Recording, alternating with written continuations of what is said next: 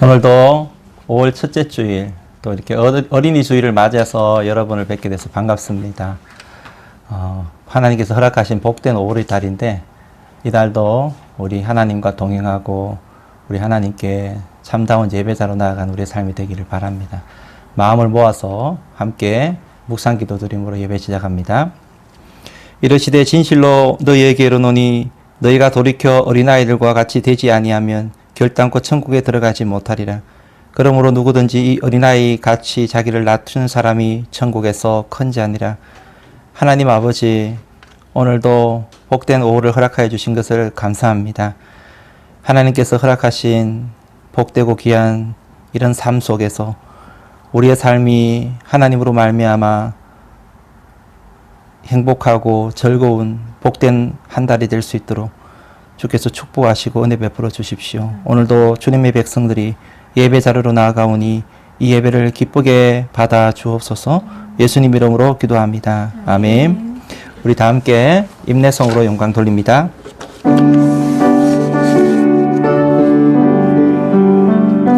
바다 같은 주의 사랑 내 맘속에 넘치네. 생명의 주를 위해 보혈을 흘려주셨네. 영원하신 주의 사랑 어찌 우리 잊으리. 생명 주신 주님만을 영원히 찬양하리. 주모 박힌 언덕 위에 생명의 문 열렸네. 깊고 넓은 은혜의 샘 강과 같이 흐르고 하나님의 자비하신 이 땅 위에 넘치네. 평강의 왕 주님 예수 세상 죄 그 속에 내 영원하신 주의 사랑 어찌 우리 잊으리. 생명 주신 주님만을 영원히 찬양하리. 우리 신앙을 다 함께 고백하겠습니다. 나는 전능하신 아버지 하나님 천지의 창조주를 믿습니다. 나는 그의 유일하신 아들 우리 주 예수 그리스도를 믿습니다. 그는 성령으로 잉태되어 동정녀 마리아에게서 나시고 본디오 빌라도에게 고난을 받아 십자가에 못 박혀 죽으시고 장사된 지 사흘 만에 죽은 자 가운데서 다시 살아나셨으며 하늘에 오르시어 전능하신 아버지 하나님 우편에 앉아 계시다가 거기로부터 살아있는 자와 죽은 자를 심판하러 오십니다. 나는 성령을 믿으며 거룩한 공교회와 성도의 교제와 죄를 용서받는 것과 몸의 부활과 영생을 믿습니다. 아멘. 우리 다 함께 찬송가 예수께서 오실 때에 함께 찬양 드리겠습니다.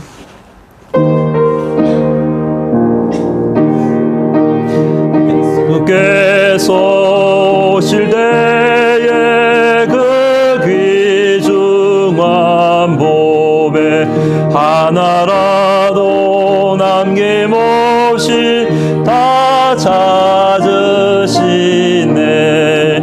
옛별 같은 그 보배 멸류 안에 달려 반짝반짝 빛나게 빛이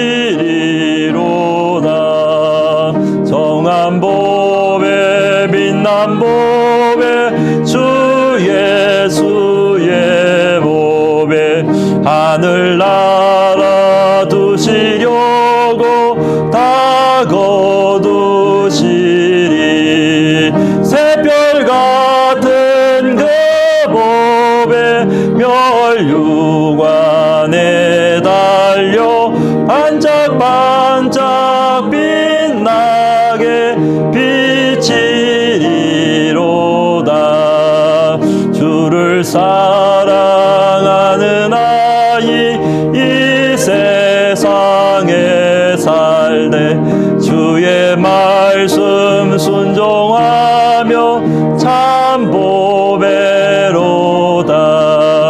새별 같은 그 보배 멸류관에 달려 반짝반짝 빛나게 비치리로다. 우리 다 함께 기도 드리겠습니다.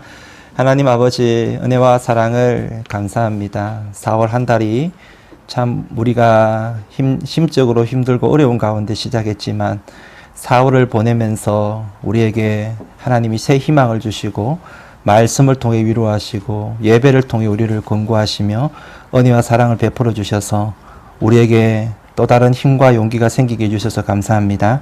이제 5월달 우리에게 허락하여 주셨습니다. 5월은 가정의 달이며 5월은 젊음의 달이고 5월은 만물이 생동하는 달임을 감사드립니다. 하나님 아버지, 만물이 이렇게 밝게 꽃피는 것처럼 생동감이 넘쳐나는 것처럼 우리의 삶도 그렇게 생동함이 넘쳐날 수 있는 삶이 될 수 있도록 마른 뼈가 주의 말씀과 성령을 통해 살아난 것처럼 우리의 영혼들도 그렇게 살아날 수 있도록 축복하여 주시옵소서. 특별히 이번 주는 하나님 어린이 주일을 우리에게 하나님이 허락하여 주셨습니다. 하나님께서 이 땅에 보내신 소중한 생명, 소중한 선물, 하나님 우리의 자녀들 귀한 것처럼 이웃의 자녀도 귀하며 한 영혼이 소중함을 우리가 또 잘 느끼며 하나님께 주신 복된 생명들을 우리가 소중하게 여기며 우리의 자녀들을 소중하게 여기며 하나님 그들을 위해 기도하고 또한 잘 양육할 수 있는 우리 모두가 될 수 있도록 도와주시고 하나님 우리 은혜의 교회가 하나님 주일학교가 지금까지 참 이렇게 부흥케 해주시고 건강하게 해주신 우리 하나님께 감사를 드립니다. 하나님 수고한 모든 우리 교육자와 하나님 우리 또 교사 선생님들을 축복하여 주시고 그들의 수고가 헛되지 않은 줄 믿습니다. 눈물과 땀으로 말미암아 자라난 우리의 자녀들이 하나님 아버지여 정말 이 나라와 이 열방을 책임지는 귀한 일꾼으로 아름답게 성장해 갈 수 있도록 축복하여 주옵소서. 하나님 점점 시대가 악해져 가지만 하나님 우리가 하나님을 바라보며 하나님을 의지할 때에 다음 세대가 희망이 있는 줄 믿습니다. 우리 은혜의 교회가 그런 희망을 열어가는 복된 교회가 될 수 있도록 축복하여 주옵소서. 예배 마치는 우리 시간까지 하나님 홀로 영광을 받으시기 원하오며 예수님의 이름으로 기도드리옵나이다. 아멘. 오늘 우리에게 주시는 하나님의 말씀은 에베소서 6장 4절입니다. 에베소서 6장 4절 말씀을 우리 한 절밖에 되지 않기 때문에 우리 다 함께 합독하면서 읽도록 하겠습니다. 에베소서 6장 4절 말씀입니다. 시작. 또 아비들아 너희 자녀를 노엽게 하지 말고 오직 주의 교훈과 훈계로 양육하라. 아멘. 우리 시간 주변에 있는 이웃 가족들 지체들을 같이 축복하는 시간 가지도록 하겠습니다. 우리의 마음을 모아서 따뜻한 사랑과 마음 담아서 축복하겠습니다. 평화 하나님의 평강이 당신의 삶에 넘쳐나기를. 평화 하나님의 평강이 당신의 삶에 가득하기를 축복합니다. 우리의 기쁨을 나눠줍시다. 기쁨 하나님의 기쁨이 당신의 삶에 넘쳐나기를. 기쁨 하나님의 기쁨이 당신의 삶에 가득하기를 축복합니다. 우리 교회 앞에 광고 드리도록 합니다. 오늘은 어린이 주일로 지킵니다. 가정과 교회 나라 소중한 보배인 우리 어린이 우리가 위해서 기도하고 축복하며 사시는 우리 성도님 되길 바랍니다. 다음 주는 어버이 주일로 지키게 됩니다. 하나님이 허락하시니 가정의 달, 우리의 자녀들, 우리의 부모님을 돌보는 그런 복된 시간이 될 수 있기 바랍니다.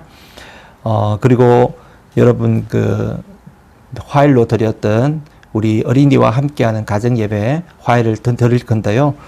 이거 가지고 어린이 주일을 맞이하여서 또 가정 주일을 맞이하여서 여러분 가정이 예배의 시간을 한번 가져봤으면 하는 바람으로 귀한 화해를 만들어 봤습니다. 이거 가지고 여러분 시간이 나실 때에 우리 가족들이 모여서 부모님 인도하에 꼭 한번 하나님께 예배드리는 그런 시간으로 삼으시기를 바랍니다. 우리 각 가정별로 우리가 대그룹 모임을 보이지 못하기 때문에 계속 예배를 드리고 있습니다. 예배 안내 여러분 참고하시기 바라고요. 혹시 제 시간에 예배를 못 드리더라도 유튜브나 교회 홈페이지 들어가셔서 영상을 보시면서 꼭 예배에 동참해 주시는 우리 성도님 되시기를 바랍니다. 새벽 기도회가 이제 계속되고 있는데요. 보내드린 음성화해를 가지고 각자가 머문 곳에서 기도의 자리로 나아가는 우리 성도님 되기 바랍니다. 목자 모임을 우리가 지난주에 가졌는데요. 격주로 모임을 가지기로 했습니다. 모임 시간은 공지를 할 텐데 참고하셔서 우리 많은 목자님들이 함께 참석하여서 우리 교회를 함께 기도하는 그런 시간 됐으면 좋겠습니다. 하이델베르그 소유리 문답 계속 보내드리고 있습니다. 여러분 신앙에 도움이 되시기를 바라고요. 교회 전도지 수령하셔서 여러분 주변에 혹시 새 가족이 보이시면은 전도에 열심을 내는 우리 성도님이 될 수 있기를 바랍니다. 오늘 봉독에 드린 말씀을 가지고 자녀를 향한 부모의 자세라는 제목 말씀을 나누겠습니다. 함께 한번 따라 봅니다. 자녀를 향한 부모의 자세, 자녀를 향한 부모의 자세. 지난주에 우리 학교에서 반가운 소식이 하나 날아왔어요. 우리 이제 막내가 학교를 간다라는 소식이었습니다. 첫째, 둘째는 이제 한 2주 전부터 벌써 이제 학교를 다니기 시작을 했는데요.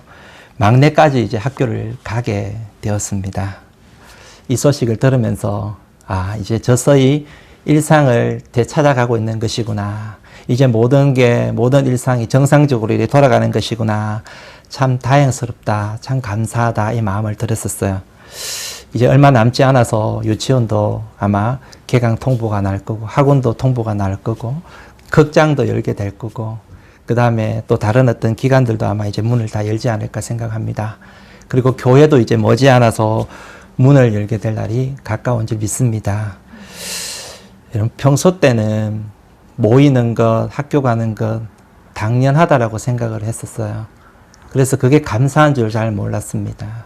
그런데 오랜 시간 학교를 가야 되는데 학교 가지 못하고 이렇게 머물러 있다가 학교를 보내고 보니까 이게 참 감사한 일이구나. 우리 일상적인 이런 부분들도 참 감사한 일이구나. 그런 생각을 다시 한번 해보게 되었습니다. 오늘은 어린이 주일을 지키고 있습니다. 이 어린이 주일을 여러분 모였을 때 우리 온 성도님들과 함께 이렇게 지켜야지 되는데 그게 정말 이렇게 우리가 해야 될 모습이고 정상적인 모습인데 그러지 못하고 이렇게 떨어져서 이 어린이 주일을 지키다 보니 새삼스럽게 우리 주일학교 학생들이 보고 싶어지고 우리 청소년들 얼굴이 보고 싶어지는 거예요. 평소 때 우리 애들만 새아들만 이렇게 얼굴을 보다가 어린이 주일이 유독 되고 보니까 우리 아이들의 얼굴이 보고 싶어지는 거예요. 지난주에는 특별히 교회에서 우리 목자 모임을 이제 가졌는데요. 잔디밭에서 교회 옆 예배당 옆 잔디밭에서 모임을 가졌는데 그때 잔디밭을 보면서 여기 주일만 되면 우리 학생들이 복작복작거리면서 뛰어다니는 공간인데 이런 생각을 하면서 아이들의 얼굴이 왜 그렇게 선선해지고 그리워지는지 모르겠습니다. 어쨌든 빨리 우리가 이렇게 모일 수 있는 날을 또 이렇게 오도록 함께 기도하는 우리 성도님 되기를 바랍니다. 그리고 또 어린이 주일을 맞이해서 얼굴은 보지 못하지만 하나님께서 여러분 머문 그곳에서 하나님이 어린이를 축복하시기 바랍니다. 그리고 여러분 가정을 하나님께서 축복하는 그런 시간이 될 수 있기를 간절히 소원합니다. 저는 여러분이 오늘 어린이 주일을 맞이해서 우리 어린이를 향한 부모의 자세, 우리 자녀를 향한 부모의 자세가 어떠해야 되는가 그 제목 가지고 여러분과 함께 몇 가지를 좀 나누려고 합니다. 먼저 첫 번째, 우리 부모님이 우리의 자녀들을 생각할 때 우리의 자녀를 하나님의 자녀로 삼고 그렇게 여기면서 살아가야 된다는 것을 말씀드리고 싶어요. 모든 부모님들은 자녀를 소중하게 여기고 계시지요. 그런데 소중하게 여기지만 이 자녀를 내 입장이 아닌 하나님의 입장에서 한번 생각해 보는 시간이 되었으면 좋겠습니다. 우리의 자녀, 나에게도 소중하지만 우리의 자녀는요, 우리 교회에도 소중한 존재입니다. 그리고 우리 나라에도 너무나 소중한 존재입니다. 더불어 그것보다 더 중요한 것은 우리 하나님께 우리의 자녀는 너무 소중한 존재라는 것을 알아야만 하는 것입니다. 하나님께서 예레미야를 부르실 때에 이렇게 말씀하셨음을 보게 돼요. 예레미야 1장 5절 말씀을 보시게 되면 내가 너를 모태에 짓기 전에 너를 알았고 네가 배에서 나오기 전에 너를 성별하였다. 이렇게 말씀합니다. 이게 무슨 말씀입니까? 우리의 자녀를 내 몸에 잉태하기 전부터 하나님은 이미 그 아이를 알고 계셨다라는 것이죠. 그리고 그 모양, 그 성격, 그 형태 그렇게 되도록 하나님께서는 성별하셨다. 그렇게 구별하셨다라고 이야기하고 있는 것이죠. 그러니까 내가 우리 자녀를 만들기 전에 하나님이 먼저 이 아이를 향한 계획을 가지고 계셨고 목적을 가지고 계셨다라는 것이죠. 그래서 원 소유주는 우리 하나님이시라는 것을 우리는 여기서 알아야만 하는 것입니다. 그래서 우리 하나님이 원 소유주이신데 우리의 이 아이를 잠시 이 땅에 머무는 동안 우리가 맡아 길러라고 양육하라고 우리에게 맡겨준 우리는 우리 부모는 청직이다라는 것을 또한 알아야만 하는 것이죠. 우리 하나님께서 우리의 자녀를 이 땅에 보내시기 전에 조성하시기만 하셨을까요? 그것만이 아니라 우리 하나님은 우리의 자녀를 위해 예수 그리스도를 십자가에 못 박아 죽이도록 내어주실 만큼 하나님은 우리의 자녀를 사랑하셨다는 것을 알아야만 합니다. 그만큼 소중한 존재가 우리의 자녀라는 것을 또한 알아야만 하는 거예요. 그래서 하나님께 내가 소중하고 귀한 존재이듯 우리의 자녀도 그만큼 소중한 존재다라는 것입니다. 자, 한번 따라해 볼까요? 그런 의미에서 나는 하나님께 소중한 존재입니다. 우리의 자녀 또한 하나님께 특별한 존재입니다. 그래서 우리는 우리의 자녀들에게 내 자식 누구누구, 내 아들 누구누구, 내 딸 누구누구 하면서 그에게 닉네임을 이렇게 붙여주지 않습니까?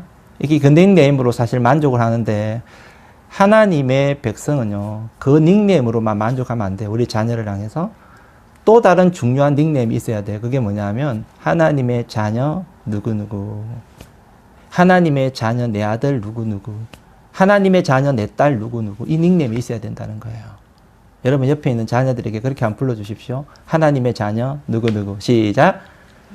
하나님의 자녀, 예, 우리 에녹, 승상, 성빈이, 할렐루야. 자, 미국의 테네시 주의 한 작은 마을에 벤 후프라는 아이가 태어났습니다. 근데 이 아이가 태어나면서부터 아버지가 없는 사생아였어요.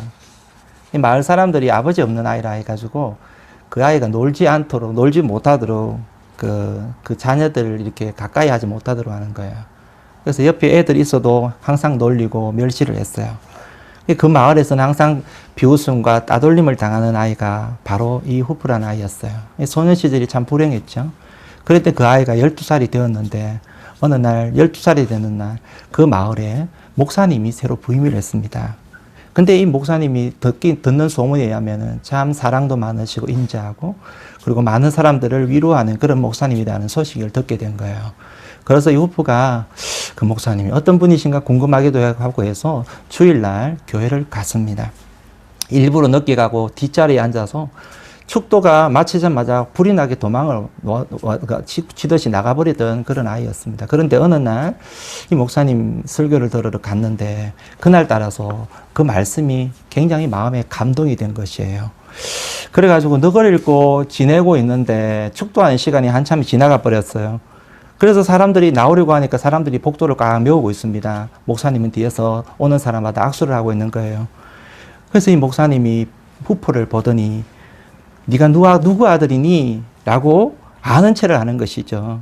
근데 주변의 사람들이 그냥 조용해졌어요. 왜냐하면 그 아이의 어떤 이 형편을 알고 있기 때문에. 그러자 이 목사님 다시 얼굴에 미소를 짓더니 환하게 말하면서 이렇게 말을 했습니다. 그래, 나는 네가 누구의 아들인지 알겠어. 네가 아버지를 닮았기 때문에 쉽게 알 수 있지. 그 말을 하자 주변의 사람들 얼굴이 더 굳어졌어요. 순간 목사님은 후퍼에게 마지막으로 이렇게 말을 던집니다. 너는 하나님의 아들이잖아. 네 모습을 보면 나는 그것을 알 수 있거든. 그 말을 듣자 이 후프는 너무나 당황해가지고 자리를 급하게 빠져나갔습니다. 근데 그때 목사님께서 그 아이의 등을 향하면서 이렇게 이야기를 했죠. 이제부터는 하나님의 아들답게 훌륭하게 살아야 된다, 후프야. 이렇게 이야기해 주는 거예요. 그런 오랜 세월이 지났습니다. 오랜 세월 이후에 이 벤 후프가 그 테네시 주의 주지사가 되었어요. 성공을 한 거죠. 근데 너무너무 주지사 직을 잘 감당해가지고 재선을 하게 되었습니다.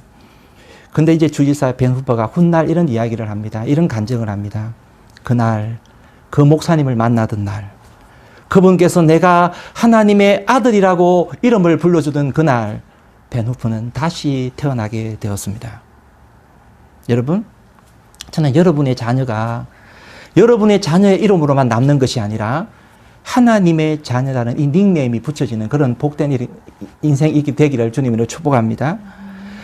나의 자녀, 내가 너무너무 사랑해서 내 곁에 두면서 내 아들, 내 딸 그렇게 두고 싶어 하지만은요, 하나님은 우리의 자녀를 당신의 소유다라고 말하고 싶어 하는 것이죠. 그래서 시편 127편 3절 말씀을 보시게 되면은 이런 말씀이 있습니다. 보라, 자식들은 여호와의 기업이요 태의 열매는 그의 상급이로다. 자식이 여호와의 기업이요 태의 열매는 하나님의 상급이다라고 말하고 있는 것입니다. 그래서 이제부터는 내가 좋아하고 내가 만들고 싶은 아이가 아니라, 그런 자녀가 아니라 하나님이 원하시고 하나님이 기뻐하는 자녀로 잘 길러가는 복된 인생이 되기를 주님으로 축복합니다. 두 번째로, 여러분, 우리가 부모가 자녀에게 할 수 있는 자세가 있다면 뭐냐면 우리의 자녀를 따라야 합니다. 우리의 자녀를 주님의 교훈과 훈계로 양육해야 합니다. 우리가 우리의 자녀가 하나님의 자녀가 되어야 한다는 이 존재 가치를 알게 되었다고 한다면 이제는요, 이 자녀를 주님의 교훈과 훈계로 양육할 수 있어야만 한다는 것이죠. 철학자 소크라테스가 죽기 전에 제자들 앞에 이제 이렇게 모아놓고 이제 있는데, 이 제자들이 어떤 질문을 던지느냐면, 선생님, 마지막으로 사람들에게 전해주고 싶은 소중한 메시지가 있다면 한마디를 좀 해주시면 좋겠습니다. 그제 소크라테스가 자기 인생을 돌아보면서 눈을 지그시 감으면서 이렇게 이야기를 합니다. 나는 아테네 산꼭대기에 올라가서 사람들에게 간절히 외치고 싶은 한마디가 있다네. 제자들이 궁금합니다. 그게 무엇입니까? 그러자 이 소크라테스가 큰 소리로 말합니다. 사람들이여, 재물을 모으는 일에만 충성하지 마시고 그것을 물려받을 어린이들에게 좀 더 많은 관심과 사랑을 쏟으시기 바랍니다. 그것을 물려받을 어린이들에게 좀 더 많은 관심과 사랑을 쏟으시기 바랍니다. 이것이 내 일생을 통해서 얻은 가장 소중한 교훈 가운데 하나입니다. 여러분, 중국에 와서 고생 많이 하시잖아요. 여러분, 고생하시면서 여러분 좀 돈도 이렇게 벌고 싶은 마음이 계실 거 아니에요. 근데 여러분, 돈을 버는 것도 중요하지만은 그것보다 더 중요한 게 있어요. 그것이 무엇이냐면 자녀들에게 사랑과 관심을 쏟는 것입니다. 제가 이런 수차례 말씀을 드리지만은요, 우리의 자녀들에게 교육을 시키는 것은 때가 있는 거예요. 여러분, 교육이 때가 지나가면 시키고 싶어도 못 시킵니다. 마찬가지로 사랑과 관심을 쏟을 때도 있는 것입니다. 우리의 자녀가 우리의 품을 떠나가면 사랑과 관심을 쏟고 싶어도 못 쏟을 때가 있다는 것을 알아야만 합니다.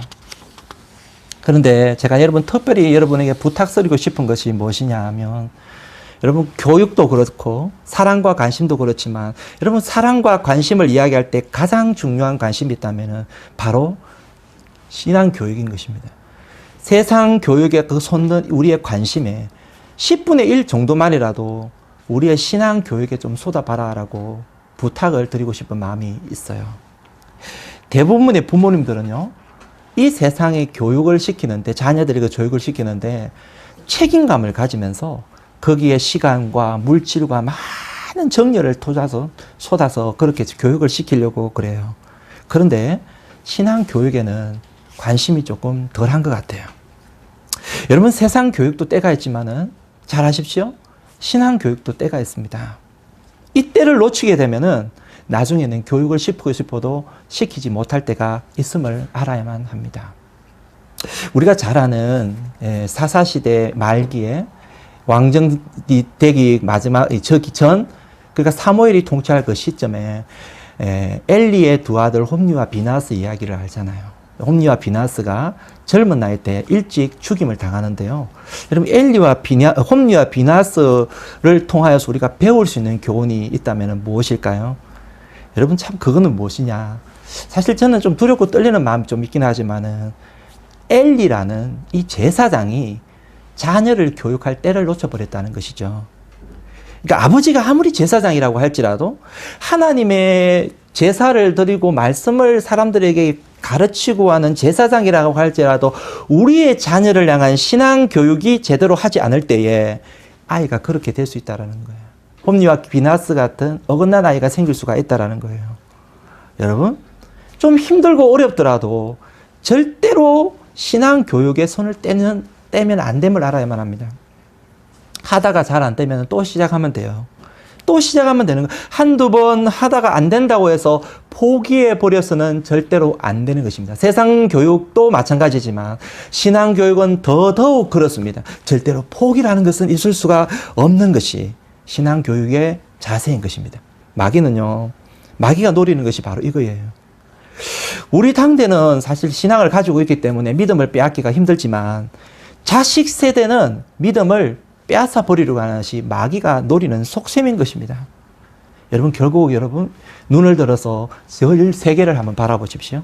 서구와 구라파의 교회들을 한번 바라보시기 바랍니다. 한때 그렇게 영적인 대각성 운동이 일어났고 부흥 운동이 일어났던 저 서구와 구라파의 교회들, 결국에는 지금 힘을 잃어버렸는데 그 원인이 무엇일까요? 그것은 바로 당대만 신앙생활을 했지 다음 세대에 눈을 돌리지 않았기 때문인 것입니다. 신앙을 전수하는 일에 결국에는 실패해 버렸기 때문에 지금 교회마다 텅텅 비어가고 있는 현실인 것입니다. 대표적인 예로 10년 전에 통계이지만은 영국 교회 같은 경우는 6천만 인구 가운데 교회를 출석하는 사람이 150만 정도밖에 되지 않는다라는 거예요. 2030년도가 되면은 교회 출석하는 사람이 50만 명도 안 된다는 이야기가 있어요.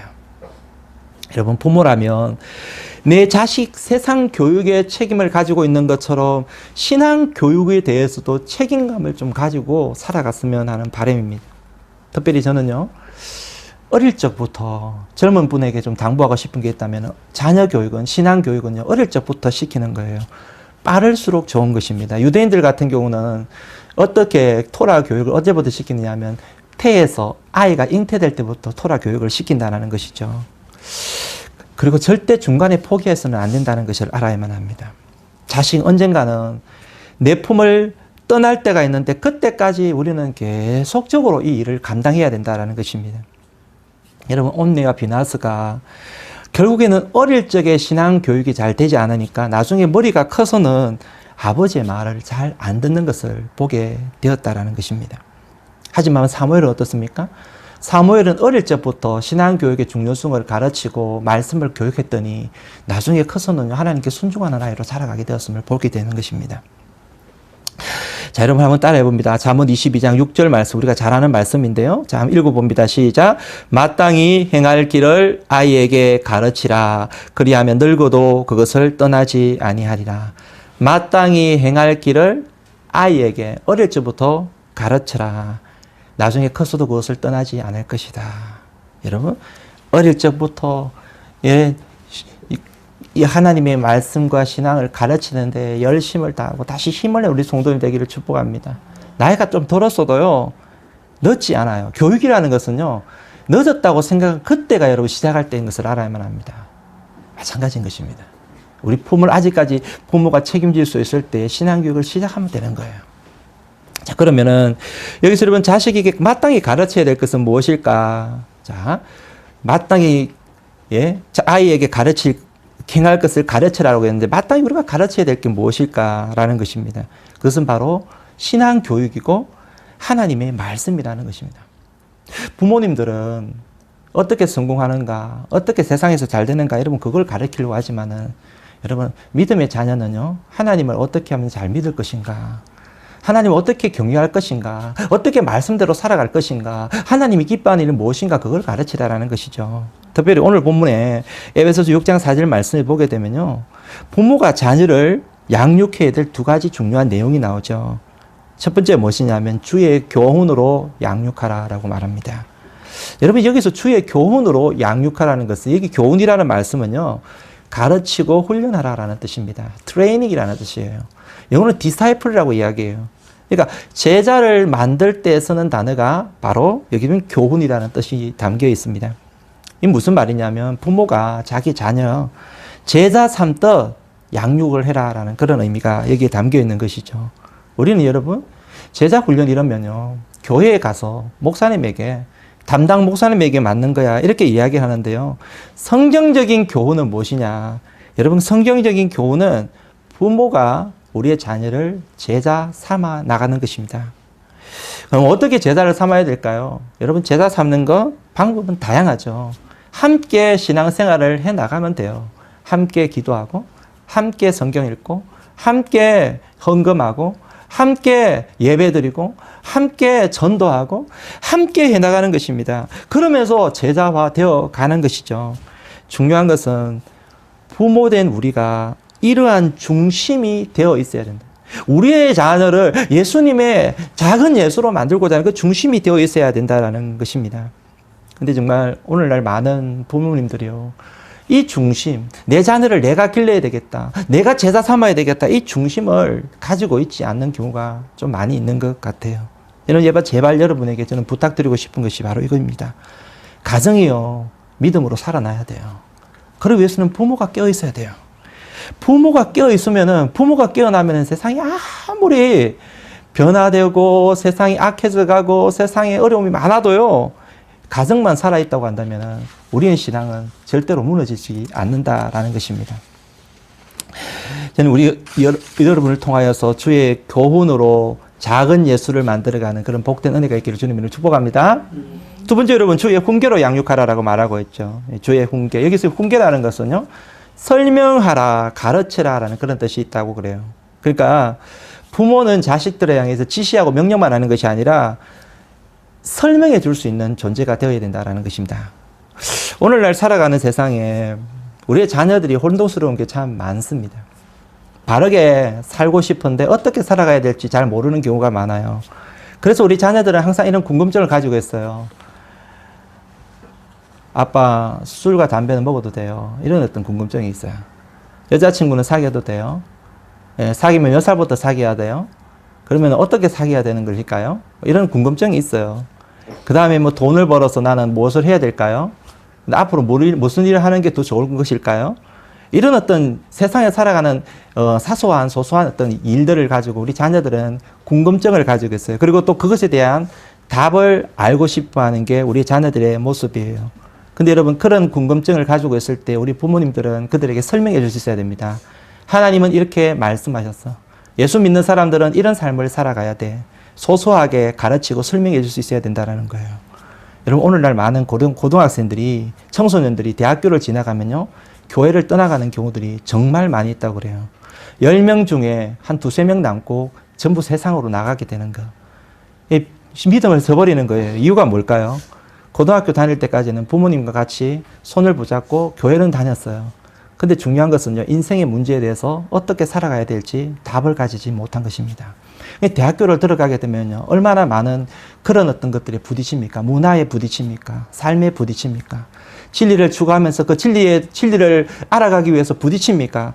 그런 것에 대해서 말씀을 가지고 배우지 못하다 보니까, 답을 가지지 못하다 보니까 그런 유혹에 너무 쉽게 넘어가게 되는 것을 볼 수가 있는 것입니다. 여러분 도덕교육, 그리고 인성교육, 세상을 살아가는 지혜, 여러분 그거 학교에서 일일이 가르쳐 주지 못해요. 일부분은 물론 가르쳐 줄 수 있을지 모르지만은 그것은 세상적인 것밖에 되지 못해요. 성경에 기초한 진리를 가르쳐 주지 못한다는 것입니다. 물론 그렇다고 해서 교회에서는 일부분 어떤 가이드라인을 제시해 줄 수 있을지 모르지만 일일이 다 그것을 말해 주기는 힘든 것이죠. 이런 훈계는 누가 해야 될까요? 부모가 해야 되는 것입니다. 부모가 해야 될 역할입니다. 자녀와 매일매일 말씀을 나누는 가운데, 매일매일 신앙생활을 하는 가운데 이런 대화를 하면서 어떻게 성경은 이야기하고 있는가, 하나님의 자녀는 어떻게 살아가야 되는 것인가, 하나님의 기뻐하는 인생은 어떤 인생인 것인가를 우리의 자녀들에게 이야기해 줄 수가 있어야 된다라는 것입니다. 디모데가 그 어린 나이에, 젊은 나이에 에베소 교회 담임 목사가 되는데요. 그는 그 담임을 하면서 훌륭하게 그 사역을 감당을 합니다. 디모데가 그런 귀한 리더가 될 수 있었던 비결은 무엇일까? 바울은 이렇게 설명을 합니다. 디모데후서 1장 5절 보시게 되면, 이는 내 속에 거짓이 없는 믿음이 있음을 생각함이라. 이 믿음은 먼저 내 외조모 로이스와 내 어머니 유니교 속에 있더니 네 속에서도 있는 줄을 확신하노라. 디모데가 인생을 살아가는데 필요한 모든 지혜와 그리고 또 교훈을 어디서 얻게 된 것일까? 그것은 다름이 아니라 부모님으로부터, 할머니로부터, 그의 삶 속에서, 가정생활 속에서 그걸 배웠다는 것입니다. 할머니 로이스와 어머니 유니게를 통하여서 지내면서 손자에게, 아들에게 이렇게 살아라, 이렇게 해야 된다, 하나님의 자녀는 이렇게 살아가야 된다, 그걸 전수받았다는 것이죠. 여러분, 신앙이라는 것이 특별한 게 아니에요. 여러분, 신앙이라는 것은 내가 믿는 하나님, 내가 섬기는 하나님, 내가 알고 있는 성경의 지식을 우리의 자녀들에게 그대로 전수해 주는 것입니다. 이게 신앙인 것입니다. 삶을 살아가면서 말해주는 것입니다. 여러분, 우리의 삶 속에서도요, 나의 신앙과 우리의 자녀들에게 교육이 여러분 분리된다고 생각하지 마세요. 그대로 가는 거예요. 우리의 지금 하나님을 섬기는 모습이 우리의 자녀를 어떻게 교육하든가 그대로 함께 가는 거예요. 여러분, 몰라도 돼요. 미숙해도 돼요. 신앙의 연륜이 짧아도 괜찮아요. 그것을 자녀들과 나누려고 하십시오. 그리스도 안에서 나누려고 하십시오. 그게 신앙인 것입니다. 이런 은혜가 있기를 주님의 축복합니다. 마지막 우리는요, 세 번째로 축복이 우리의 자녀들에게 전수되도록 해야 된다는 것을 알아야만 합니다. 그게 제가 여러분에게 말씀드리고 싶은 귀한 말씀입니다. 여러분, 부모는 축복의 용광로입니다. 따라해 봅니다. 부모는 축복의 용광로입니다. 부모가 어떻게 자녀를 빌어주느냐, 어떻게 축복하느냐에 따라서 그대로 이루어짐을 알아야만 해요. 할 수 있으면 축복의 말, 할 수 있으면 축복의 행동 많이 할 수 있기를 바랍니다. 가정은 하나님이 축복을 흘러보내는 가장 중요한 통로입니다. 부모는 하나님이 축복을 우리 자녀들에게 전수해라고 보내신 파이프와 같은 거예요. 하나님이 자녀에게 복을 주고 싶은데 부모라는 파이프를 통하여서, 통로를 통하여서 흘러가게 하셨음을 보게 되는 거예요. 그래서 우리 부모된 우리는요, 할 수 있으면은 복을 많이 빌어줘야 돼요. 축복을 많이 해줘야 되는 것입니다. 할렐루야. 그렇게 하고 있으나요? 하고 있으신가요? 그렇게 하시는 우리 성도님들에게 축복합니다. 그런데요, 우리는 참 부모, 자녀들에게 복을 빌어주고 싶은데, 우리가 여러분 가정생활 하다 보면 아시겠지만은요, 사실 그게 정작 잘 안 돼요. 그걸 하고 싶은데, 나도 마음껏 좀 이렇게 하고 싶은데, 자녀들이 이렇게 복을 빌어주고 싶은데, 내가 그게 잘 안 됨을 보게 돼요. 왜 그럴까요? 그 이유가 무엇일까요? 그것은요, 부모된 우리가 그런 축복을 받아본 적이 없기 때문입니다. 엄밀히 이야기하면 그렇습니다.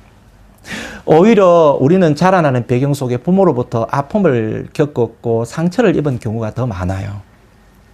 그래서 살아가면서 이 관계 속에서의 아픔과 상처가 은연중에 많이 생기고 있다는 것을 알 수 있어요. 자녀를 양육하면서도 마찬가지입니다. 물론 그렇다고 해서 부모를 원망하라는 건 아닙니다. 중요한 것은요, 우리가 이 사실을 알게 된다면 우리 시대는 그것을 끊어버리고 자녀들에게는 상처를 물려주면 안 된다는 것입니다. 의외로 그런데 많은 부모가요, 받은 상처가 치유되지 못함으로 그것을 그대로 자녀들에게 퍼출하는 경우들이 있어요. 물론 본인은 그렇지 않다라고 생각할 수 있는데요.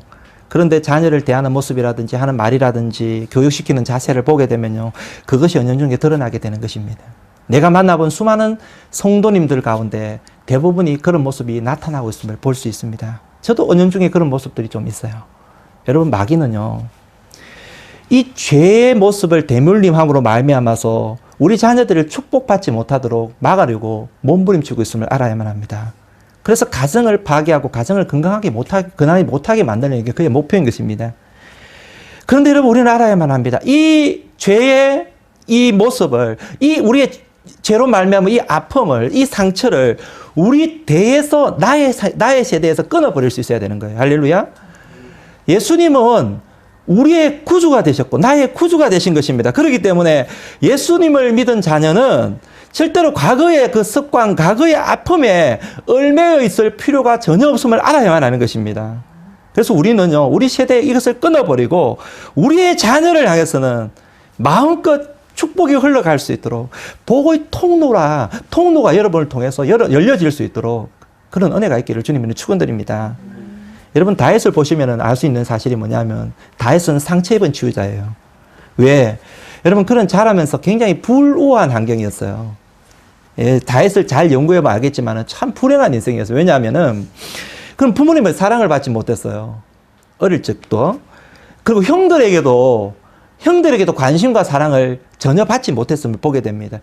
비근한 예로 사무엘 선지자가 기름을 부으러 왔을 때에 다윗은 혼자서 저 광야에서 양을 치고 있었음을 보게 되는 거예요. 이게 무슨 말이냐면 가족 중에 왕따였다는 것입니다. 그리고 형들이 전쟁이 일어났을 때 출정했을 때도 이 다윗은 가지 않고 제외가 되었음을 보게 되는 거예요. 아무도 다윗을 주목하지 않았다. 어느 정도 심각했느냐 하면요. 시편 27편 말씀을 보게 되면 다윗이 이 고백을 해요. 내 부모는 나를 버렸으나 이렇게 이야기합니다. 여러분 다윗이 어릴 적에 이런 모습이었다. 그럼 이 다윗이 자라나면서 부모로부터 얼마나 큰 상처를 입었을까 이런 생각을 할 수 있지 않습니까? 충분히 그러면서 성격이 삐뚤한 것으로 나아갈 수 있는 환경이었음에도 불구하고 다윗은 그런 인생을 살지를 않았다라는 것입니다. 중요한 것은. 다윗이 왜 그런 인생을 살지 않았을까? 그는 어렸을 때부터, 어릴 적부터 누구를 만났기 때문일까요? 예수 그리스도를 만났고 예수 그리스도를 만남으로 하나님과 연결되었기 때문인 것입니다. 그래서 이 모든 환경을 그 당대로부터 끊어버릴 수 있었고 멋진 성군으로 가족과 이스라엘을 축복하는 성군으로 쓰임받을 수 있었다는 것이죠. 할렐루야. 저는 여러분이 오늘도 이 다윗과 같은 그런 인생이 될 수 있기를 간절히 축원드립니다. 아무리 우리의 과거가 아프고 힘들고 어려운 일이 있었다고 할지라도 여러분 우리는 예수 그리스도의 큰 사랑을 입은 자인 것입니다. 이 큰 사랑을 입었다고 한다면 그것을 우리가 믿음으로 인정한다고 한다면 이제부터는 우리의 자녀를 향한 여러분 상처를 물려주는 인생이 아니라 축복의 통로로 쓰임을 받을 수 있기를 바랍니다. 여러분 우리가 자녀를 진심으로 축복하게 되면요. 이 축복이 우리의 자녀들에게 그대로 임하게 된다는 것을 알아야만 해요. 성경은 우리들에게 그것을 가르쳐주고 있어요. 성경을 보면요. 부모의 축복이 얼마나 놀라운지 자식을 위해서 부모가 복을 빌었을 때에 하나님께서 빈 그 복이 그대로 이루어지게 하셨음을 보게 됩니다. 비근한 예로 노아가 새 아들을 위해서 기도를 하지 않습니까? 기도를 하는데 축복을 빌은 자녀에게 축복이 그대로 임합니다. 하지만 저주를 빌은 자녀에게 저주가 임하게 되는 걸 보게 돼요. 야곱도 마찬가지죠. 야곱도 12아들에게 드린 기도가 나오는데 기도가 그대로 이루어졌음을 보게 되는 것입니다. 자녀를 축복했을 때에 복이 임하고 자녀를 저주했을 때는 저주가 그대로 임한 것을 보게 돼요. 사랑하는 여러분, 여러분은 자녀를 어떻게 하겠습니까? 여러분 자녀를 어떻게 하면서 살겠습니까? 무관심하면 안 돼요. 자녀를 복을 빌어야 돼요. 여러분을 통해서 복이 여러분 자녀에게 흘러들어가기를 축복합니다. 복만 빌어줄 수 있는 자녀가 그 부모가 될 수 있기를 축복합니다. 우리가 자녀에게 복을 빌 때에 우리 자녀는요. 열방을 향해 이 복을 받은 자녀는요. 복을 받아서 열방을 향해 서임받는 귀한 아들로 하나님의 귀한 일꾼으로 하나님의 귀한 보배로운 사람으로 살아가기를 믿으시길 축복합니다. 요셉은요. 어머니를 일찍 여였어요. 그리고 형들은 요셉을 상당히 시기하고 미워했죠. 그렇잖아요. 그죠? 그런데 성경을 잘 읽어보면요. 그의 아버지 야곱이 요셉을 사랑했습니다. 우리는 편애라고 이야기하지만은요. 거기는 사랑이 있고요. 중요한 것은 사랑과 더불어서 하나님의 사랑을 요셉에게 심어 주었다라는 것입니다. 그래서 여러분 이 요셉이 야곱으로부터 사랑을 받고 축복을 받고 그리고 또 야곱으로부터 믿음을 전수를 받았을 때에 이 형들의 그 시기와 질투로 말미암아서 요셉이 애굽 나라로 포로로 팔려가지 않습니까? 이 종살이를 하지 않습니까? 근데 그럼에도 불구하고 그 포로로 잡혀간 곳에서 종살이라는 그 환경 속에서 요셉의 성격도 삐뚤어지지 않고 믿음도 삐뚤어지지 않았어요. 예. 그거 왜 그럴까요? 그 안에 믿음, 하나님을 향한 믿음이 있었기 때문이에요. 그리고 부모님으로 또 받은 그 축복과 사랑이 그 요셉의 내면에 잠재되어 있었기 때문에 그런 것입니다. 그것이 그를 지켜주었기 때문인 것입니다. 그래서 나중에는 그가 하나님 처임받는 총리가 되는데요. 총리가 되었을 때에 가족을 구원하고 나라를 구원하는 귀한 사람으로 쓰임받았음을 보게 되는 것입니다. 열방을 향해 복을 흘려보내는 그런 귀한 사람으로 쓰임받았던 것이죠. 이 말씀이 창세기 49장 22절 말씀 이하에 보면 이렇게 나와요. 굉장히 중요한 말씀인데요. 우리 한번 읽어보도록 합니다. 창세기 49장 22절 이하. 자, 제가 한번 읽어드리겠습니다. 여러분 같이 따라 읽으십시오. 요셉은 무성한 가지, 곧 샘 곁에 무성한 가지라. 그 가지가 담을 넘었도다. 활 쏘는 자가, 예, 죄송합니다. 활 쏘는 자가 그를 학대하며 적개심을 가지고 그를 쏘았으나 요셉의 활은 도리어 굳세며 그의 팔은 힘이 있으니 이는 야곱의 전능자 이스라엘의 반석인 목자의 손을 힘입음이라. 네 아버지의 하나님으로 말미암았나니 그가 너를 도우실 것이요 전능자로 말미암나니 그가 내게 복을 주실 것이라. 위로 하늘의 복과 아래로 깊은 샘의 복과 젖먹이는 복과 태의 복이리로다. 내 아버지의 축복이 내 손자의 축복보다 나아서 영원한 산이 한없이 같이 이 축복이 요셉의 머리로 돌아오며 그 형제 중 뛰어난 자의 정수리로 돌아오리로다. 주목할 단어가 뭡니까? 네 아버지의 축복이 네 선조의 축복보다 나아서. 할렐루야. 여러분의 축복이 여러분의 선조의 그 어떤 사람의 축복보다 더 넘쳐나고 요셉과 같은 그런 사람으로 여러분의 자녀가 자라나기를 축복합니다. 오늘 여러분 어린이 주일을 맞이해서 저는 여러분의 자녀가 하나님의 자녀임을 선포하는 시간 되기 바랍니다. 그리고 여러분의 자녀를 주님의 교훈과 훈계로 양육해야 되겠다라는 그런 다짐을 한번 해보는 그런 시간이 될 수 있기 바라고요. 마지막으로 온 마음을 다해 여러분의 자녀를 축복하는 인생 되기를 주님으로 간절히 축원드립니다.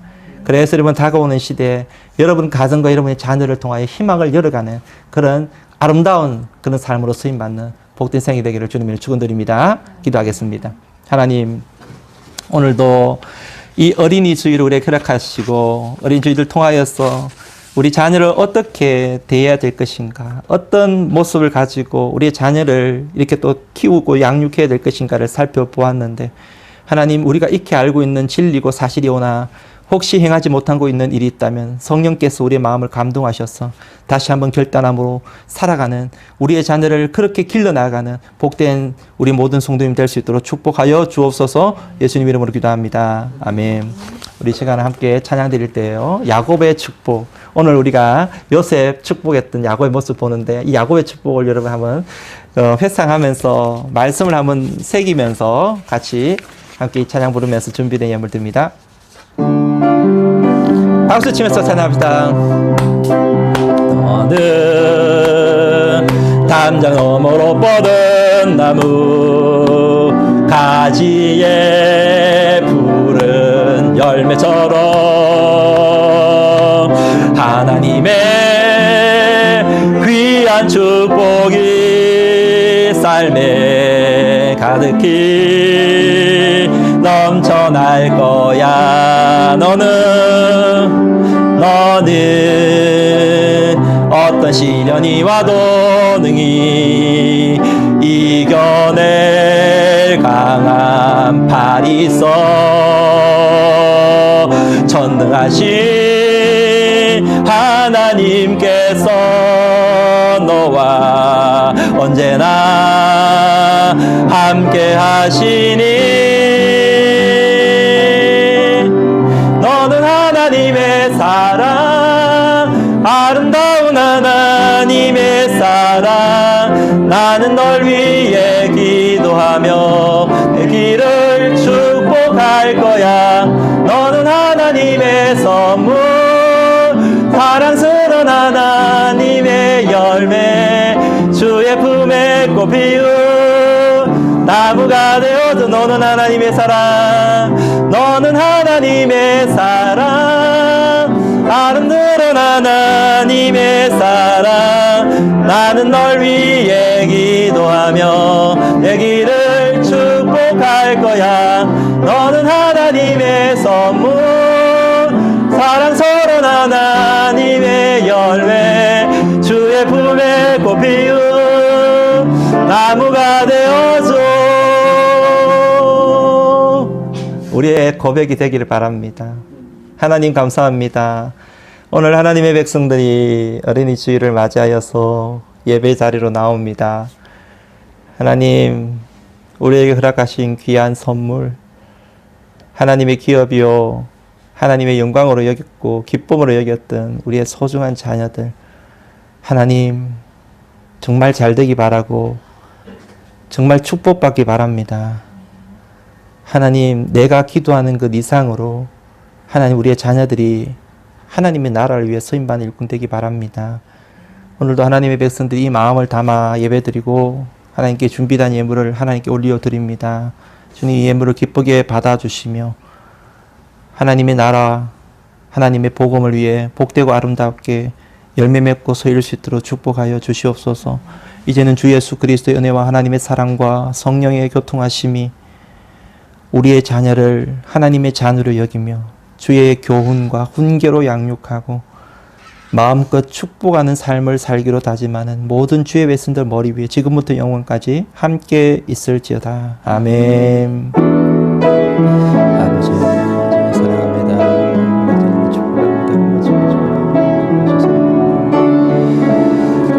우리 함께 찬양합시다. 모든 영광과 존귀와 능력 받으소서. 주님 받으소서. 영광과 존귀와 능력 받으소서. 받으소서. 그리스도 살아계신 하나님. 가족과 함께 복된 귀한 소중한 하루 되기 바랍니다. 감사합니다.